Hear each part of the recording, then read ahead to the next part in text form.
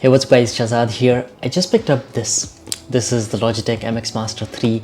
In this video, let's unbox it and take a closer look at it. As soon as I started editing on the MacBook Pro, I realized how painfully awkward it is to edit with the trackpad. So I was in search for a mouse, and I don't think there is anything better than this in the market currently. The packaging is very minimal and I like that. Here we have the mouse itself, USB dongle, quick start guide and a USB-C cable for charging. First impressions, as expected, it fits really nicely in hand. I was a little intimidated by how many buttons it got, but the software that goes along with this makes everything easy to set up and customize. My favorite button is here. It's called the gesture button. Honestly, I didn't even knew this existed.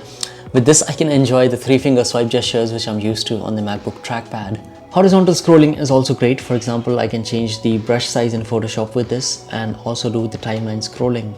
This also comes with some predefined settings specifically for softwares like Premiere Pro, Photoshop, Safari, Chrome, etc., which you can easily install and customize as well. So that's pretty much it for this video. I'm really excited to test this thing further and see how it fits into my workflow.